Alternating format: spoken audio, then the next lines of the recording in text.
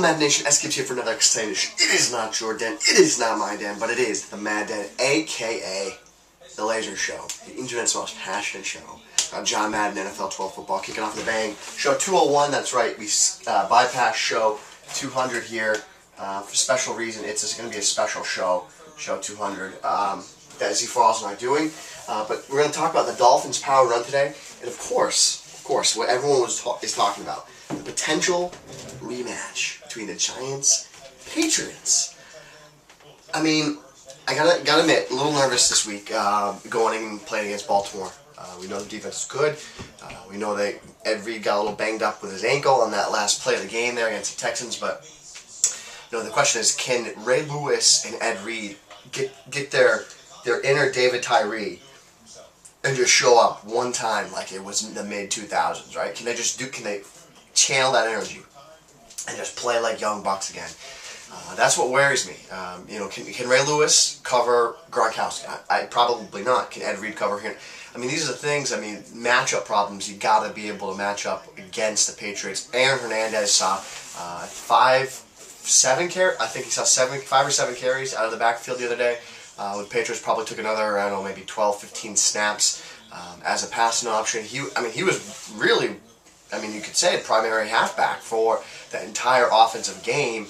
That no huddle style approach, come out in a 2 tight end package, 3 wideouts, and then when you do get a situation where they needed to pass, they could or needed to run, they would put Hernandez back there, Gronk on the line, and they'd be split out wide with their 3 wideouts, and then they would go just dives off tackles. First play of the game, Aaron Hernandez, about a 30-yard run. I think he finished the game with like 69 yards rushing or 59 yards rushing, something like that. But that's tough. I mean, one thing that worried me is because he had a head injury the last play of the game, but I'm guessing, they did concussion tests and he was fine. And then he talked to the media after the game, which apparently that's what ESPN, everyone's saying that, if you had a concussion, then you wouldn't be able to talk to the media after the game. So that's a good thing going into this game. Of course, the other side of the story is the Giants. Can the Giants get past the Niners? I think without a doubt the Giants can get by the Niners. My bigger worry is, can the Patriots get by the Ravens? And I'm just torn. I mean, I think that we can. And I feel confident. We've got the playoff beard is in full effect. It's just fierce at this point. So, today let's talk about the power run formation. Let's get into our Zoomy Zoom. Farrell still has my tripod. I gotta get my tripod. Nope. Need the books. Zoom. Okay, so the formation we want to come out in is the twin tight end. This is in the Dolphins playbook. We're talking about the Dolphins this week. First off today, we'll be talking about the power run formation from the Miami Dolphins playbook in Madden NFL 12. Let's talk about the halfback zone week. Now, if you had watched any of my tournament games when I was using custom playbooks a while back, you would have noticed that I was using this formation, specifically this one running play. And what's tough about this play is it just the alignment of the formation, and most importantly, you see the fullback shoots that right there, that A gap. A lot of times on off tackle runs, especially this year's game, that A gap opens up, and then your opponent is able to shoot through that gap there. That's what's really important about this fullback is firing through. You have a double tight end on one side, so you can pancake double team that tight end, or one of the tight ends, the D end and one of the other tight ends can branch off to the next level.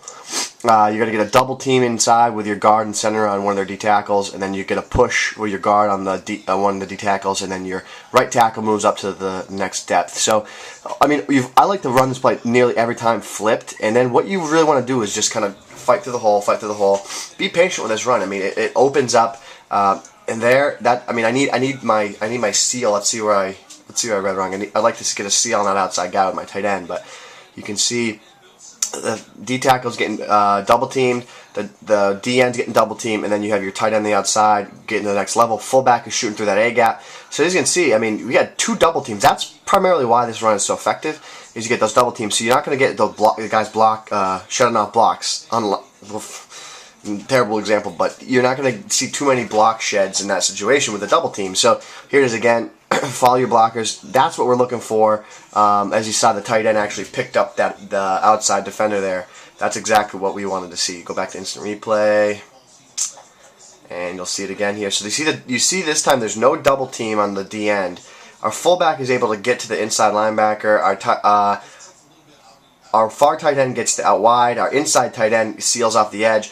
If my right tackle can hold that block, I'm cutting through that hole. So say if that block is sealed there, I mean, there's me and this deep safety and then the weak side linebacker that are free to make a play on this. But because he gets off that block there, that makes me have to cut it back out wide, use Bush's speed to get outside, still get a 5-yard gain. But primarily, I don't like to run this ball to the left side. I always like to playmaker it right.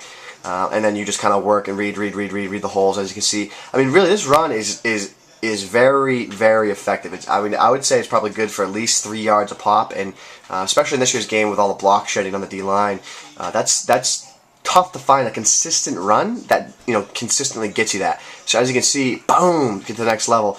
That right up through that A gap is also a very nice run. I mean, you got to read the outside. If it's sealed off, then you can run it up there, but if it's not like there, I saw the guy had outside containment. My tight end didn't get him, and if he doesn't get him, then that's when you have to cut it back inside. He has him there, and that time I break it out wide. So that's your read every time. Is initially, can your far tight end get to the far receiver, and can they seal him off? If not, then you don't want to. And as you can see, it's tough. You got to make the read, and I understand that, but that's part of the game, name of the game. You gotta make that read. Gotta make that read. I don't like that. I don't like those odds there, so I just ran behind my big offensive line. And what I would also say is work in play action off this, right? So you have the play fake here. Maybe you don't even use play action, but you just call this play right here. You have a nice flood to the right. Marshall's going to come on slant over the middle of the field, as you see, and then you just try and hit a guy in the flat in the far right corner. Just just to keep him honest, I would say primarily just use this one run. I mean, the run down's a halfback dive, but this run does better. Occasionally you can try and mix in other plays. For example, you have the counter weak, so I would say occasionally. And when I mean occasionally, I mean when you see something like this. So a lot of times what you're going to see is you're going to start seeing they're going to start shifting the guy because they're not going to respect that weak side run. So you might see something like this, a front like this, and then they're going to be cheating like this over here with this guy. So if you it's about a read, right? So if you notice they're picking up and then trying to really overload that right side because that's where you keep going, that's when you mix in the counter and then you hit them with the counter to the left. But just know that you're very weak on that weak side counter. One thing you could do is run the counter, call the fullback, and motion him out wide, and then try and get him to the next level like that. He kicks out. But again, it's all about that read. I mean, you don't want to run the counter in the situation against like a matchup like this because you'll see you have 1, 2, 3, 4 defenders on this side. I have 1, 2, 3, 4 blockers and a user guy. More times than not, I'm going to get overloaded here, and as you can see, taken down. What you can also do is try to run the counter to the right and try to kick out right, and then bang, get out wide, get upfield, touchdown, wheezy. So this is a very good power run formation from the Dolphins playbook. Dolphins playbook also has gun tight doubles on. While it doesn't have Falcon Cross, it has a play that's similar, and it's a quick audible. So pretty good playbook, and this is a playbook that Chad Ochocinco used when I play with him because he was using Dolphins. That's his squad in the game. So a lot of things to come from this formation throughout the week. We're going to be talking Pats, Ravens, talking Niners, Giants all week, AFC, NFC Championship game. Show 201. Show 200's been saved. You got to get that filmed up and up on the web for you guys. Something Farrells and I did special. We'll let you know what that is. A little 1v1 basketball game, if you will. Farrells and I won't tell you who won, but I'll tell you it was a good game. And for right now, though, guys, until tomorrow, show 202, we'll be back. Quick pass formation from the Dolphins playbook. And as always, guys, it is not your den. It is not my den, but it is the Mad Den.